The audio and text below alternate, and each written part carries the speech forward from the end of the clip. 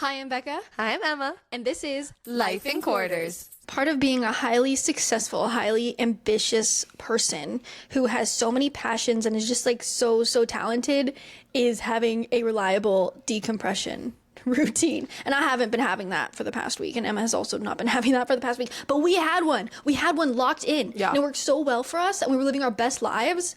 And now something's just not right. I feel like I'm just a little bit misaligned because what once worked for me is no longer working for me. I feel like my routine has gone stale. It's gone stale. And I'm going so far as to watch a show that I haven't watched in so many years. Because for me, part of my decompression routine is, okay, picture this. I'm in the office all day. Okay, I come home. And I pick up my husband and my dog. We go to the dog park. We spend an hour there. We come back. Then I get some me time. Me time that includes putting on a TV show that I don't have to pay attention to, but is not boring, but is not necessarily interesting. It's just like nice to have on in the background. And then I like do my own stuff, I passion project things. I do some notes for content. I work on whatever my heart desires. And that is what I count to be decompression, even though it sounds like more work. Anyways though, and then after that, my husband and I, we watched some Love Island, and I just brain rot for a bit, which I also think is part of the decompression, but the fact that I'm doing it with someone else, and if I do not get the alone time decompression, then, like, the group time decompression doesn't really hit either. It's just, like, more stuff to do. And I've been really struggling, and I can't quite tell if maybe my routine is, you know what it is, actually, now that I'm saying it out loud? I don't know if this is actually the problem, but I switched away from full sugar soda. I'm probably sad about that. Oh, that makes a lot of sense. Yeah, I'm back on diet soda. I didn't realize. When did you make that switch? Wait, that's so prevalent in this conversation. Like this week. And this week is really when it's been so hard for you. Wait, that makes a lot of sense. Perhaps that's a contributing factor. Perhaps, yes. I love soda so much, but I'm also scared for my health in general. I'm just like, I'm back on the like health paranoia train. So I'm back onto, diet soda is not great for us either. So it's better than full sugar, maybe. And also, what food is good for us nowadays? None of it. Anything that's not highly chemical is also infected by something because the FDA has been defunded and can no longer adequately check things, but that's beside the point. Yeah, but if anyone gives you flack for diet soda, eat some blueberries. I don't know. I did have some blackberries. I'm going to have the rest of my blackberry thing in there today. I forgot I had those. Diet is so hard, but I don't think that has anything to do with my decompression routine. I've also been neglecting my nice little fun cups now that I think about it. We talked about that with like our nice little fun cup setup. And I've had some 2 really unproductive weekends back behind me. So I think that overall I'm just kind of run down. And so the decompression routine, too much is being expected of it. Maybe that's what it is. I'm expecting too much from it. I'm expecting my decompression routine to solve all my problems. And part of decompressing for me too is like my nighttime skincare routine and like sitting with moisturizer on before going to bed, like having maybe 30 minutes of more quiet me time before going to sleep where I just let my skincare soak in. I haven't been doing that. I've been awake until it's time for bed, and then I do my skincare routine, I hop in bed. And I roll around for a bit, having hard time sleeping. And then I dream. A dream where I have to problem solve in some fashion, in some manner. I realize that I think I've always had dreams, but a lot of my dreams are like watching something where I'm like not really a part of it. It's kind of like in my dream, like a movie's happening and I'm just kind of like there, being like, oh, what are you guys gonna do? You know what I mean? I'm just like observing. And recently I've been a character. And I'll tell you what, being a character is a lot more stressful. That's a lot of work. I don't like that. So that's me. What about you with your decompression routine and situation?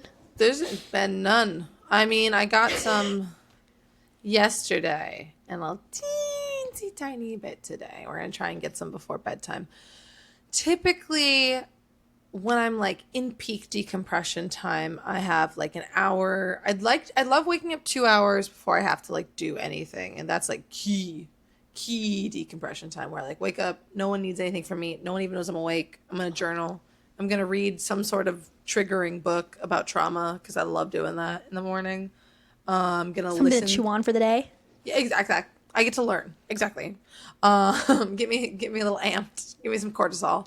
And I'm gonna turn on like my lo-fi YouTube video and drink my coffee while like laying in bed. I like slow start. Nobody needs me. I've realized recently too, part of my decompression has been switching from being like a night owl to being an early bird. Early board. I'm an Early board. Early board. Come on, early bird. I've realized that in my big grown adult age, everyone else is awake at night. So they can still too easily contact me. When I was younger, people were asleep at night, and that's when I'd be alone. But now to be alone, I have to be up at like 4 in the morning. So I'm getting up at like 4 in the morning to be just alone from 4 to 6 a.m., which is slay, ultimately. Hell no. I don't even do that. That's crazy. You're awake before I'm awake. So I just lay in bed, though. I just drink my coffee. I got my coffee pot has a timer, so I set the timer. And then I also have to leave for work at like 6. So I have to, if I want any time to myself before work, and what's been tough with my decompression recently, ultimately, and why I'm so frazzled, is because I've switched back from having 5-day work weeks to 6-day work weeks. And this last week I did 7 days straight. And that was not fun. That is hell on earth. That was not fun. That is, you are also asking too much of your decompression routine that you don't even have time for. Mm-hmm. And I also have just not been getting sleep. So I've been doing like way more work, like 7 days of work a week, 7 out of 7 days. And then like I've been getting like 4 hours of sleep a night. And so I'm waking up with no time to do anything. And then I'm going to bed with no time to do anything. I'm just like getting home from work, going to bed, waking up, going to work. And that's been bad. Has the revenge sleep been getting you? Or what is it, a revenge awakeness? A revenge not sleeping? Staying up too late? Somewhat, for sure. It's been getting me. But it's also bad. Like, I've just been like having work because I'm back to 6 days. 6 days a week typically. And then I've also got writing. And then I've had like 2 auditions in this last week too. Like, and one was like in person. Yay, so exciting. I know, it was so fun. They were both really, really fun, honestly. I had a great time. I got to be British for this one this morning. It was very fun. I had a great time. Do an accent. It's going to be bad right now. Let me find it. I was doing all right in the self-tape, honestly. It wasn't bad. And sometimes my British goes in and darling. out. Oh, darling. It was rough. Oh, no, I got to be a little brat. I got to be a little princess. It was very fun. I enjoyed it. A little brat? I did. I was a brat. And I had, oh my gosh, this is not to do with anything about decompressing. Let's do the rest of this episode with British accents. Shh. I'll be Scottish. I'm sorry. That was messed up. I can't do Scottish. I can only do Irish. I can't do a Scottish accent to save my life. And I can't do an Irish accent right now either. British husband, I can't do any British accent. So Becca and I realized like last year that my British is really good and usually like very good with the sounds, but what really gives it away and what I got better at after going to England properly is realizing that the second you reach like a certain pitch, like a decibel in your volume, you don't sound British anymore. Remember when we realized that? Is that as long as I'm speaking lower and I'm not speaking at my normal volume, it sounds fine. And the second that I go higher, it's like, oh no, she's not actually British because she's loud like an American, you know? My sidebar on top of the sidebar actually was that I was so stoked this week because I bought 2 very expensive pieces of clothing earlier this last week. Rare for you. No, but it wasn't. This has been gradual. So this has been a long time coming. So I bought, when Becca and I went to see Zara Larson, I bought an $80 jersey because it was part of her merch. And I was like, this is so cool. This is so niche. I love a concert tee. I'm going to buy this. And it said 97 because it's 1997. That's the year we're born too. Exactly. And I also bought it under the pretenses that I had actually been getting a lot of auditions for sports fans recently. And I didn't have a jersey. And I was like, this is actually a tax write-off if I wear this for one audition. And then the in-person audition this week was like, wear sports gear, period. And I was like, and then the audition today, because I went to the Ren Fair and I bought this $75 corset. And I was like, I bought that $75 corset. And I was like, if I wear this for one audition, which is plausible, I can write it off again. And then this week as well, this morning, I had to do 1800s England.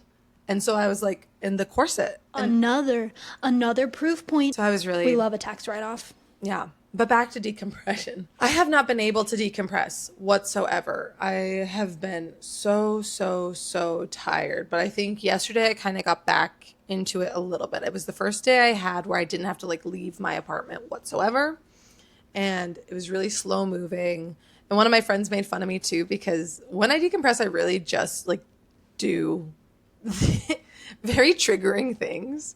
I like again like reading my trauma books a lot, and I'll like journal about like all of the emotions that have been really upsetting me recently, and I'll just like I don't know, I just like spend the whole day like stewing. This is why I need 2 days off in a row, because the first day after like a long time of not getting to decompress, like the inner rage in me is so angry that it just spends the whole day being like harumph, harumph, harumph, harumph for the whole day. And then I usually take a nap after a long time of not getting to decompress. I'll like do all the normal stuff I do. I'll make sure to eat food. I'll take a nap. And then I wake up and I'm like, I can talk to the people I haven't gotten to talk to in 2 weeks because I've been so fried. But yeah. And then I had today off too, which was really nice. So I had 2 days off in a row, which was unexpected. And so tonight I'm going to try and do my nighttime decompression routine, which has completely fallen off, which is my 10 gratitudes and my little bit of reading before bedtime. So we're trying to get back into it. When I'm really like excellent decompressing, I'll also make time to meditate. That typically happens when I'm like in a show or doing something, having an acting class or something to that effect, because I meditate before I act. And so typically when I've got a long-standing acting commitment, I'm actually really good about keeping my decompression routine up, because it really is your body is your instrument kind of thing. And I don't think I can act as well as if I'm not taking care of my body. And when it comes to like writing and my day job, I'm like, well, she's running on empty, but she's still running. So I feel that in my soul. It's much easier to just flounder. So you're watching a show you haven't watched in a really long time. Is it working as a background show? And which background shows are your favorite to watch when you're decompressing? Because I'm curious about that. Okay, so I'm watching In with an E right now as my background show. I can't decide if it's too chaotic for me. I can't decide if like my secondhand embarrassment on Anne's behalf is too much for me to enjoy it as a background show.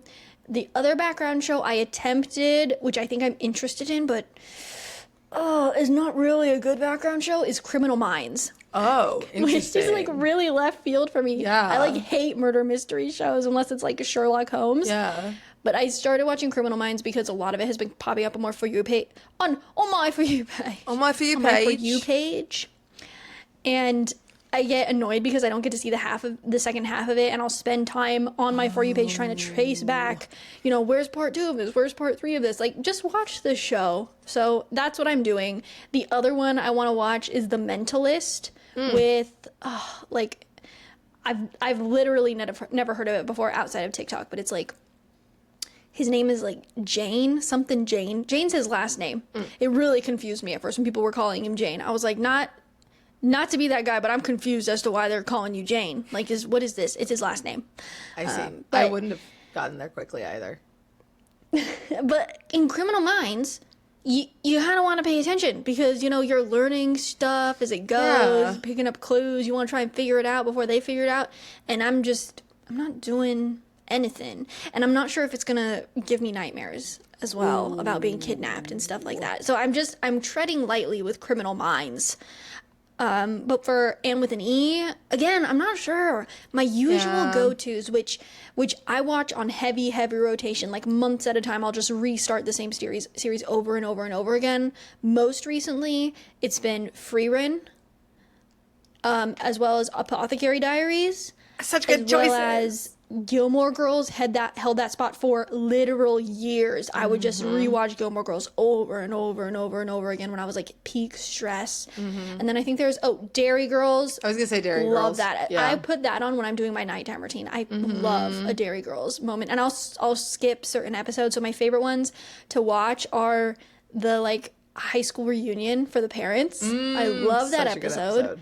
I also love the episode where Mary, the mom, she gets like fed up with everyone asking her questions, so she's like, I'm not doing it. And then they have a plumber come over and he's like super attractive. And then at school, the kids are putting together a show for singing popular songs, like raising money for children. It's so fun. And then there's one more episode that I really love. Oh, the train ride. That one also, that low-key stresses me out a little bit, but in a way that I can manage.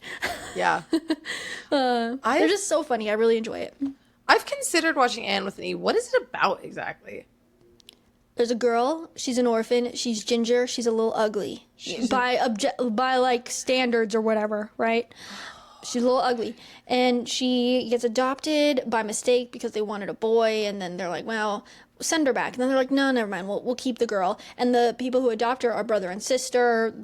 They just both never married, so they're just kind of chilling. It's nothing weird. And they adopt this girl, and then she's like, ooh, yay, I get to go to school. And she gets bullied because she's an orphan. And then she gets bullied because she's a little ugly. And she gets bullied because she says weird stuff. And then she gets bullied because she's got this, like, overactive imagination. And eventually she fits in, sort of, and goes on adventures and stuff. Wow. Mm-hmm. That does sound a little stressful for a relaxation show, background show. Yeah, I'm a little bit not relaxed. No, I also can't, unfortunately, watch Apothecary Diaries as a relaxation show or like a background show because I watch it to go to bed because it's engaging enough to keep my attention. And so I can't watch it while I'm doing other things because I just love it. You just haven't watched it enough. You haven't hit the threshold of watching it too many times so that it's not that engaging anymore. I've seen Apothecary Diaries literally, not hyperbolically, 25 times through. How many more times do I need to watch it? I don't know, but let me know when you hit it. I don't think I'll ever hit it. I like it too much. I don't know, but let me know when you hit it. I like it too much. I don't know, but let me know when you hit it. I like Jinshi. I like Mao Mao. I like Jinshi and Mao Mao. I like Gyokyo. I like it all. The thing about Free Reign is that if I'm too stressed, it won't work as a decompression show because then it makes me existential. I can't watch it freaks me out bad. I love Free Reign. Absolutely not a decompression show for me whatsoever. Its focus on grief is beautiful and profound, but never relaxed when thinking about grief. Not me. I think it's kind of nice, but then they're like, time passes, and I'm like, time passes, and it freaks me out. So I can't watch it if I'm not in a good headspace. I'll decompress with video games sometimes. That is one that I'll do as well. I maybe will turn on a show in the background while I'm playing a video game because then it's still my husband does that. Yeah, kind of active focus because the video game doesn't take my full brain power. And so I can still kind of pay attention to it. Like if I'm playing Binding of Isaac, I'll typically have a TV show on in the background. I actually decompress to YouTube more than I do TV shows, I'm realizing. I'll put on a YouTube anything in the background, like a Small Shreed Reddit stories. That'll be a background watch for me, especially because I've watched all of them like 7 times at this point each. Or I like watching interviews with my favorite musicians. I've been watching an interview between Gracie Abrams and Olivia Rodrigo, and then I'll watch Cat's Eye interviews. And interviews are really good, actually. Yeah. I do love a good interview. Yeah, I'll throw those on in the background a lot of the time. But those will typically be or like Game Grumps. Like I'll watch like Let's Players do their video games and stuff. And because that is such an audio, like all of those are such audio focused things, I don't think I can really like have a background show because I'm so like want to watch it. Even with Gilmore Girls, when I was really like in the like heavy rotation of it, I still had to watch. I'd have to sit down, be like, this is what I watch when I eat food, when I'm not really trying to pay attention, but I'm not doing something active. I kind of envy that because at this point, I don't know if I'm capable of just watching a show, really. I think maybe it's because I intentionally watch shows that can be background for me. Because even when I'm doing other things, if my eyes aren't on it, I still feel like I'm watching it. You know, like I feel like I've seen it so many times that it just runs through in my brain. Like I don't have to be looking at it to be like, and this is what it looks like right now, and this is how they're positioned. You just kind of know. for me, my morning routine, when I'm figuring out that I think I need to go back to having a morning something because I just haven't been waking up early enough to do anything before I get going. And it's because I've been revenge sleeping. Yeah. But when I take a shower in the morning, I will put on Catherine Ryan's podcast, which is Telling Everybody Everything. That has been a cornerstone in my routine ever since I discovered it because her podcast just puts me at ease. She just talks about anecdotes and her opinions, and I just adore her. Like, I love hearing about the stuff that she's got going on. I love her retelling of stories and her anecdotes. Like, it's just, it feels like being on a phone call with a friend and hearing them just yap and yap and yap and tell you, like, about their life and what they got going on. I really enjoy it. It puts me at ease, I'll say. It sets my day off on the right tone, and I will re-listen to her episodes, which is not something I do with podcasts very much, but for her I have certain episodes that I'll come back to because I'm like, oh, this one was a fun listen. Like, I liked listening to this one. It was fun to have on in the background. And I know my heavy rotation listens because she releases an episode every week. I wish it was more, but I'm so grateful she does it at all. I am terrified of the day she goes, I'm not into this anymore. I feel that. I think the podcasts I typically re-listen to, because I do re-listen to Smosh in a similar way, but the ones I would typically re-listen to were learning-focused podcasts as well, like Learning Lots with Brie Larson or like Jamila Jamil when she'd bring on experts on iWay.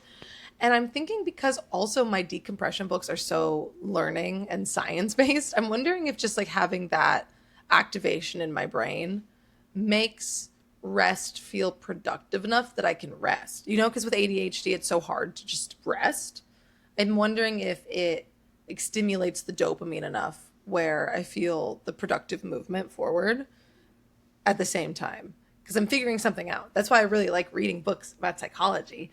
And the last one I just read, that one is a huge, I don't know if it counts as decompression. I have felt invigorated, but I definitely decompressed with it, was What My Bones Know by Stephanie Fu. So amazing. It will really kick your teeth in. A very triggering read at the very beginning, but cannot recommend highly enough. But this is what I do. I wake up in the morning, and before I do anything else, I'll just pick up literally the most triggering book I have by my bedside. I'm like, this is my leisurely way to start the day. And then I'll journal. So if I get too triggered, then I'll journal. Yeah, I'm wondering if because the podcasts I like to listen to are so learning focused. And even the Smosh Reads Red Stories is not learning, but it is kind of psychology focused because you're like really like getting into like why people do the things that they do, and they'll bring forth these stories and then have like public opinion comment on them, and then these three people have their opinions about what these people have done. I think that I don't care for at this point I think that the learning podcasts have burnt me out because I'm subscribed to a lot of learning podcasts. I will be really selective and pick and choose which ones I actually want to listen to. And Catherine Ryan's podcast is the only one I like to listen to because she never asks anything of me. You know, like she'll be like, my shows are happening and whatever. And like she'll do her shameless plugs, but she was not ever like really crowd interactive. It's a little bit interactive because she has people submit their dilemmas where she'll be like, this person's having this dilemma and this is my opinion on it. But it's like her offering an opinion, and then she's like, if anyone's an expert on it, obviously, if it's like related to legal things, then, you know, you can email her and let her know and she'll address it on the next podcast episode. But the beginning is her just being like, we went to this pool at a fancy restaurant and I accidentally let someone who didn't have a key card or anything, and I realized that I ain't no snitch. Like, it's really interesting. I just like it. And I feel like it gives my brain an opportunity to chillax and just, like, let things happen. And, I kind of want to get back into the learning sphere, but I don't know how to do it. I don't know how to rev myself back up. I don't know how to ease myself back in to a learning space because I think I've just been so tired of it. Don't be doing it right now. For a while now, for like a year at least. This episode's about decompressing. Why are you trying to make yourself do things that are not decompressing? Don't be doing that. Because maybe it is, and I just like scared myself off it because I got too tired for a while. I do like that this episode was like, let's just talk about decompressing, chill, casual chat. We're still so opposite on like everything we've talked about. It's like I can't watch the TV shows to have them as background noise. True. You're not listening to the learning podcasts. Like, I think it's really funny that we still ended up on opposite ends of these spectrums. And I think the learning one comes in waves, though. Last year I didn't do any like learning books or learning podcasts. And this year I've been really back into it. So I think it goes in waves. I think when it's time for you to pick it back up, you'll pick it back up. You know what I think I need to do, which I used to do, but I have not done in such a crazy long time, is go to a bookstore and very soft focus, pick out a book to read and just read it. That's so fun. I love doing that. Haven't done it in a hot minute. Maybe we should go do that when you visit for Daisy Chains. Maybe we should go to a bookstore and I'll soft focus, pick out a book to read.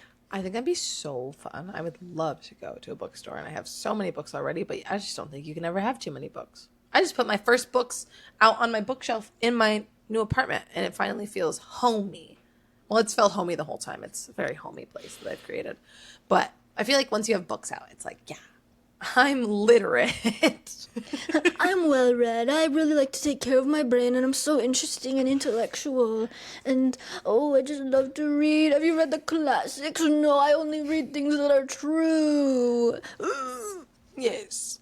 I'm actually upset. Right before we started recording this episode, one of my new books got stolen. Mm-hmm. Amazon delivered my package and they left it in front of our mailboxes, and our mailboxes have a clearly marked sign that say, do not leave packages here. So they should have left it with the front office, which is not hard to find. I'm not saying they should come to my door, but they could have left it at the front office, and then someone took it. And I was reading my new trauma book called Fawning, and I don't have it now, but I have it on the Libby app from the library, so it's fine. But I was excited to hold my tangible hardcover copy of it today when I read it, and now I'm upset about it. Yeah. I hope that person reads that book and really has inner realizations and really sets them on a path that totally changes the trajectory of their life. And I don't wish the best for them. I'm angry with them. They stole my book and my you used grow your lights. fun money for it. Exactly. But and shameless plug, Crew Finance, the banking app Emma and I both use our code LifeInQuartersPod so that you get a boost to your API for 3 months. Do it. It's slay. I love it. I've been using it and I've been enjoying it quite a lot, and it's been helping me budget. I have been a little less stringent on my budget this month, but only by $15 a week. But I need to get back on track. I'm being lock realistic. in, I know. but with glitter. Huh? Ooh. And also Crew Finance. Oh my gosh, I was privy to one of their pre-release talks with a few people that they invited, and I'm so excited. I'm so excited for the thing that they're going to release in hopefully the next month. I really hoped it was going to be this week, but I knew that was too soon. But I'm chomping at the bit for it. I've never been this excited for a financial tool in my life, and that says a lot because I get excited over any little financial tool. So I'm absolutely stoked, and I cannot wait. And I'm going to tell you guys about it the moment it comes out. But I'll also post it on my own personal platforms. I'm so excited. Which we will do shameless plugs for at the end of this episode. Go on, Emma. No, I was going to say I'm so excited, and I also am happy we came to finances, because I do think when I don't get to decompress, my budgeting always takes a hit. I think that's always the thing that takes a hit immediately, is because I don't have the energy to make food, or I'm so busy that I don't have time to cook in time to catch the hunger before it's too bad, and then I buy food out. Or even with this book and my grow lights, I was like, okay, I've got the money for it this month, but it's going to be stretching it a little bit. And I probably in a different week would have been okay, wait on it, sit on this idea, we'll get it the next time. But I was just so depleted that I was like, I want my dopamine now, which is why it was so upsetting. I walked around my apartment complex, guys, for 45 minutes in 95-degree heat. That's a long time. My mailbox is properly hidden. There's a really obvious one at the front of the apartment building, and then there's a really secret one. And I even asked somebody who's lived here for 2 years, I was like, hey, where's this mailbox? And they were like, I just found it. And I was like, you just found it? They were like, you got to go down in this hallway, and then you got to make a left, and then you got to make a right, and then you got to make a left at the gate, and then there's this little alcove, and that's where it'll be. And I was like, they should put up a sign that says this area is surveillanced, because that'll discourage stealing. Even if they don't have a surveillance camera, it's just one thing to make someone hesitate. I'm hopeful that some nice Samaritan or one of the leasing agents took it to the main office because they're pretty aware that this happens, and my leasing agents are pretty awesome. But either way, I'm gonna reach out to Amazon and I'm gonna send them the picture because the delivery person also took a picture of the delivery but cropped out the sign right next to the lockers that said "Do not leave things here." So I took a picture with the locker numbers that were included with the sign. And my delivery instructions were front door or porch, and that is not where it was delivered to. So I see a full refund in my future. All right. I think that's it for this episode. Shall we do shameless plugs? Yes, definitely. You can find me on Instagram at I am Emma Bruno 2. That's TOO, or on TikTok at I am Emma Bruno. You can find me on Instagram at r.souden.money, or on YouTube and TikTok at rebecca.souden, and on Substack under The Life Ledger. You can find this podcast on Instagram at Life in Quarters Pod. And you can listen to this podcast wherever you listen to podcasts. For example, where are you listening to it right now or watching it? Shout out YouTube. Bye. Bye. I hope you decompress.